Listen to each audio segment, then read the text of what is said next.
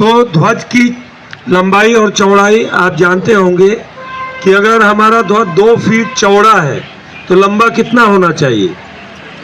हाँ, 2/3 मतलब 1.5 गुना लंबा होना चाहिए। अगर फ्लैग 4 फीट चौड़ा है तो 6 फीट लंबा होना चाहिए। अभी तो लाल किले में बहुत बड़ा फ्लैग फहरता है। और रस्सी डबल होनी चाहिए, रस्सी भी थोड़ी छोटी है तो। और ये जो गठान बनाया है, गठान पहला वाला गठान करते हैं, दूसरा वाला नॉर्मल है। इसका बांधने का भी तरीका है जो हम सिखाते, लेकिन मैं बार बार वही बोल रहा हूँ कि प्रॉपर फ्लैग हमें नहीं मिला है। शीतल भाई फ्लैग गार्ड बनेंगे, ठीक है। सो ठीक है, शीतल भाई हमारे जौरा से आए हुए, चंबल घाटी से, आप फ्लैग गार्ड होंगे। मैं निवेदन करूंगा हमारे जितने भी भाई लोग हैं और जितनी बहनें हैं, आप भी फ्लैग गार्ड बनिए। और फ्लैग गार्ड का काम क्या होगा? फ्लैग गार्ड सबसे पहले सबको सावधान करेगा या करेंगी, और ग्रुप लीडर जो आगे के लोग होते हैं वो आज के रिप्रेजेंटेटिव हैं, आप ग्रुप लीडर हैं, ग्रुप लीडर को निर्देश करेंगे पीछे मुड़, लाइन चेक कर, और लाइन चेक करने के बाद बोलेंगे जैसे थे, फिर विश्राम कराएंगे। फिर अतिथि जो हमारे होंगे, आज हमारे पिंकू दास जो ऑर्गेनाइजिंग कमेटी के सेक्रेटरी भी हैं और बहुत लंबे समय से नेशनल यूथ प्रोजेक्ट ऑर्गेनाइजेशन से जुड़ के सुब्बा राव जी के साथ उन्होंने काम किया है। अब उन्होंने अपनी एक संस्था बनाई है, युवा विकास केंद्र, आप उसके ऑर्गेनाइजिंग सेक्रेटरी हैं। और ये जो यहाँ आने से लेकर सारी जो सुविधाएं मिल रही हैं, आप उसके एक पार्ट हैं। हम जोरदार तालियों से आपका अभिनंदन करते हैं, आप यहाँ पहुँचे हैं। तो फ्लैग गार्ड इसके बाद अतिथि को लेने जाएंगे। अतिथि वहाँ खड़े होते हैं, चूने से वहाँ एक बॉक्स बनना चाहिए, बना नहीं है। यहाँ एक बॉक्स होता है जो फ्लैग गार्ड होता है, जो कमांड करता है। फ्लैग गार्ड मीन्स ध्वज रक्षक, ध्वज की रक्षा करने वाला जो व्यक्ति होता है और पूरा ये प्रोग्राम को संचालन करने वाला वो फ्लैग गार्ड होता है। उसके बाद सावधान की मुद्रा में आएंगे, फिर वंदे मातरम, वंदे मातरम होगा। वंदे मातरम के बाद ये फ्लैग की रस्सी फ्लैग गार्ड अतिथि के हाथ पे देंगे। अतिथि जैसे फ्लैग को खींचेंगे, फ्लैग गार्ड कमांड करेगा सलामी आम दो। हमारा हाथ चक्कर काटते हुए स्मार्टली ध्वज की तरफ जाएगा। जो ये बची हुई रस्सी है जो नीचे बचे, उसे फ्लैग गार्ड बांधेंगे। यहाँ बांधने के बाद फ्लैग गार्ड खुद सैल्यूट करेंगे और बोलेंगे जैसे थे, तब तक हमारा सैल्यूट रहेगा। जैसे थे होगा तो हाथ सीधा सावधान की मुद्रा में। फिर फ्लैग गार्ड हम सभी को विश्राम करेंगे। देन उसके बाद अतिथि को एड्रेस करने के लिए बोलना है। अतिथि हम सभी को अपना उद्बोधन देंगे, एड्रेस करेंगे। उसके बाद फिर सावधान होंगे और सावधान होने के बाद हमारा नेशनल एंथम होगा। नेशनल एंथम के बाद विश्राम करेंगे। विश्राम करने के बाद फ्लैग गार्ड जो होंगे वो अतिथि का धन्यवाद करके विदा करेंगे और हम सभी कैंपस को रैली पोस्ट में जाने का निर्देश देंगे। सो मैं शीतल भाई को आमंत्रित करता हूँ।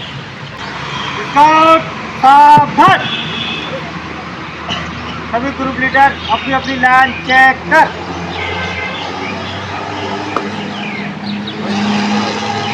जैसे थे।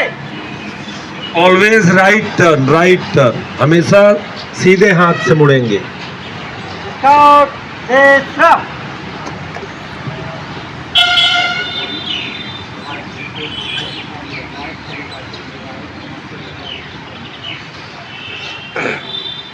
उस तरफ, उस तरफ।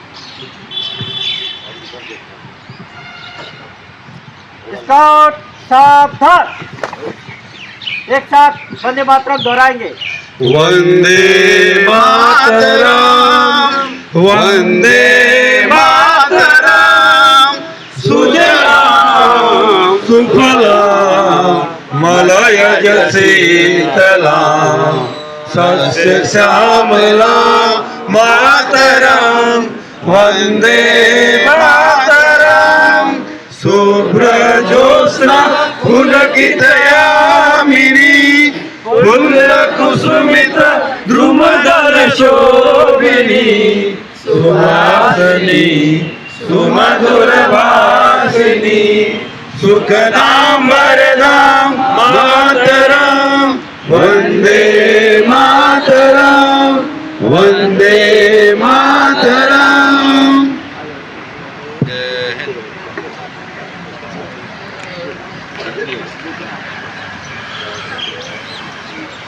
सलामी आम दो। थैंक यू भाई।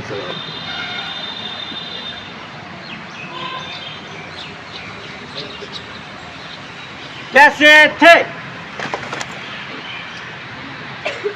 आज के हमारे मुख्य अतिथि, मैं उनसे चाहूँगा 26 राज्यों से लोग आए हुए हैं, हम सभी शिवरात्रि को संबोधित करें। जय श्री राम। सभी को गुड मॉर्निंग। आज हेरिटेज फेस्ट के तीसरे दिन के सुबह फ्लैग होस्टिंग प्रोग्राम में हम सभी शामिल हुए हैं। मैं धन्यवाद करता हूँ उदय शंकर सिंह सर का, जो किसी काम की वजह से हमें छोड़ के वो दिल्ली जा रहे हैं आज। हालांकि ये हमें अच्छा नहीं लग रहा है। हम चाहते थे कि अब आखिरी के दिन 26 तारीख तक हमारे साथ रहे, लेकिन उनके एक निजी काम के कारण उन्हें जाना पड़ रहा है। मैं धन्यवाद करता हूँ रण सिंह जी का, जो मुझे लगता है हम जैसे हजारों युवाओं से ज़्यादा आज के दिन रण सिंह जी एक्टिव है, और उन्हें देख के ऐसा लगता नहीं है कि ज़िंदगी के इतने समय सामाजिक कार्यों में उन्होंने दे दिए हैं, लेकिन आज भी इतना एक्टिव है। हम जैसे युवाओं को हर दिन वो मोटिवेट करते हैं। मैं धन्यवाद करता हूँ शीतल भाई का, विनय भाई का, जो हमारे परिवार के लोग हैं, हम लोग ऐसा मानते हैं।